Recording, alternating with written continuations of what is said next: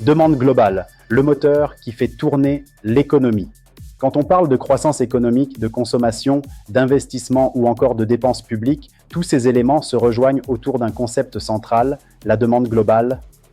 La demande globale représente la quantité totale de biens et de services finaux que les différents acteurs économiques souhaitent acheter dans une économie pour un niveau général des prix donnés et pendant une période donnée. Autrement dit, elle mesure l'ensemble des dépenses réalisées ou envisagées par les ménages, les entreprises, l'État et le reste du monde. Avant d'y arriver, nous vous invitons à mettre une pause à cette vidéo, à cliquer sur le pouce bleu, vous abonner et activer la cloche de notification pour ne rien rater de nos prochaines vidéos. Si vous êtes intéressé par plus d'apprentissage, veuillez cliquer sur le lien en description de cette vidéo pour vous inscrire à la prochaine session de notre formation en économétrie et techniques quantitatives. La formule fondamentale de la demande globale s'écrit « Demande globale égale consommation, plus investissement, plus dépenses publiques, plus exportation, moins importation », soit AD égale C plus I plus G plus X moins M. Décomposons cette équation. Première composante, la consommation des ménages. Elle correspond aux dépenses réalisées par les ménages pour acheter des biens et des services. Cela concerne notamment l'alimentation, le logement, les vêtements, le transport, les soins de santé, l'éducation, les loisirs et de nombreux autres services. Lorsque le revenu disponible des ménages augmente, leur consommation a généralement tendance à progresser.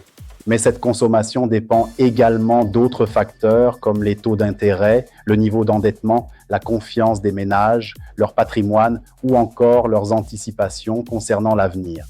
Deuxième composante, l'investissement. L'investissement correspond principalement aux dépenses réalisées par les entreprises pour accroître ou renouveler leur capacité de production. Il peut s'agir de machines, d'équipements, de bâtiments, de logiciels, de technologies ou encore de nouveaux projets productifs. L'investissement joue un rôle essentiel parce qu'il influence directement la production présente, mais aussi les capacités de production futures de l'économie. Lorsque les taux d'intérêt diminuent, le financement des projets devient généralement moins coûteux.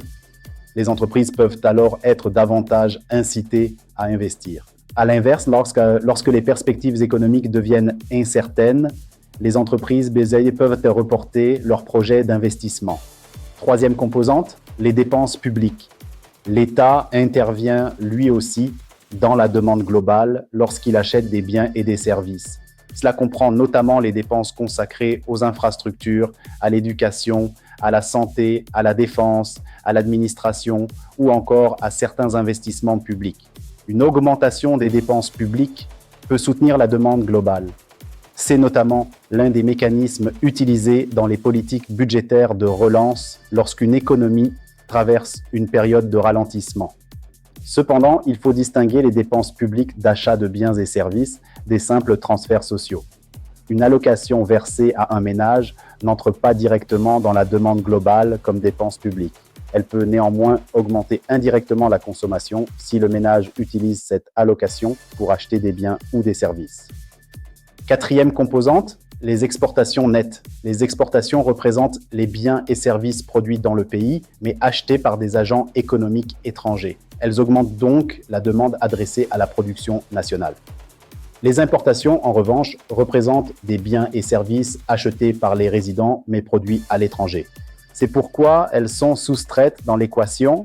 Les exportations nettes s'écrivent donc X moins M. Si les exportations sont supérieures aux importations, les exportations nettes sont positives. Si les importations dépassent les exportations, elles sont négatives. La demande globale peut également être représentée graphiquement. Sur l'axe vertical, on place le niveau général des prix. Sur l'axe horizontal, on représente la production réelle de l'économie, souvent assimilée au PIB réel. La courbe de demande globale est généralement décroissante. Cela signifie que lorsque le niveau général des prix augmente, la quantité de production réelle demandée tend à diminuer. Inversement, lorsque le niveau général des prix baisse, la quantité demandée tend à augmenter. Pourquoi cette relation négative? Plusieurs mécanismes peuvent l'expliquer. Premièrement, l'effet de richesse. Lorsque les prix augmentent fortement, le pouvoir d'achat réel de certaines encaisses monétaires diminue. Les ménages peuvent alors réduire leurs dépenses.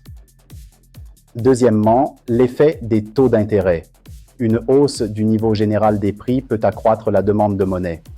Dans certaines situations, cela contribue à pousser les taux d'intérêt à la hausse. Le crédit devient alors plus coûteux, ce qui peut ralentir la consommation et l'investissement. Troisièmement, l'effet sur les échanges extérieurs. Si les prix domestiques augmentent relativement aux prix étrangers, les produits nationaux peuvent devenir moins compétitifs. Les exportations peuvent diminuer tandis que les importations augmentent. La demande globale peut alors reculer. Mais attention, il faut distinguer un mouvement le long de la courbe de demande globale d'un déplacement complet de cette courbe. Lorsque le niveau général des prix change, toutes choses égales par ailleurs, on se déplace le long de la courbe. En revanche, lorsque l'une des composantes de la demande globale change indépendamment du niveau des prix, toute la courbe peut se déplacer. Si la consommation augmente, si les entreprises investissent davantage, si l'État accroît ses dépenses ou si les exportations progressent, la demande globale peut se déplacer vers la droite. Cela signifie qu'à chaque niveau de prix, la quantité totale demandée devient plus importante. À l'inverse, une baisse de la consommation, de l'investissement, des dépenses publiques ou des exportations nettes peut déplacer la demande globale vers la gauche. Prenons un exemple simple.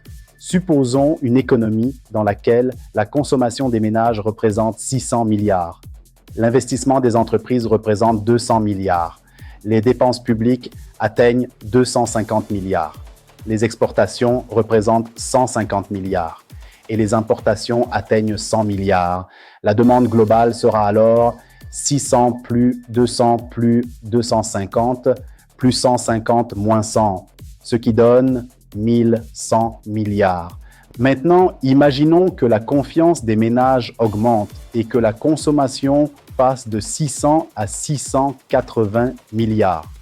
Toutes choses égales par ailleurs, la demande globale progresse de 80 milliards. La courbe de demande globale peut alors se déplacer vers la droite. Mais les effets sur l'économie dépendent également de l'offre globale. C'est la rencontre entre la demande globale et l'offre globale qui permet de déterminer le niveau d'équilibre de la production et des prix. Lorsque la demande globale augmente, alors que les entreprises disposent encore de capacités de production inutilisées, la production et l'emploi peuvent progresser fortement. Mais si l'économie fonctionne déjà presque à pleine capacité, une hausse supplémentaire de la demande risque davantage d'alimenter l'inflation. C'est précisément pour cette raison que la demande globale est au cœur des politiques économiques. En période de récession, les gouvernements et les banques centrales peuvent chercher à stimuler la consommation et l'investissement. L'État peut augmenter certaines dépenses ou réduire certains impôts. La Banque centrale peut, de son côté, réduire ses taux directeurs afin de faciliter le crédit. Mais lorsque la demande devient excessive par rapport aux capacités de production, les autorités peuvent au contraire chercher à la ralentir afin de limiter les pressions inflationnistes. Il faut donc retenir une idée fondamentale. Une économie ne dépend pas uniquement de sa capacité à produire, elle dépend aussi de la capacité et de la volonté des agents économiques à acheter cette production. La demande globale permet justement de réunir ces différentes forces dans une seule équation.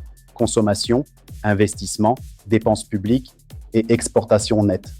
Comprendre la demande globale, c'est donc comprendre une grande partie des mécanismes qui expliquent les périodes de croissance, de ralentissement, de chômage et d'inflation dans une économie. Si vous êtes intéressé par plus d'apprentissage, veuillez cliquer sur le lien en description de cette vidéo pour vous inscrire à la prochaine session de notre formation en économétrie et technique quantitative.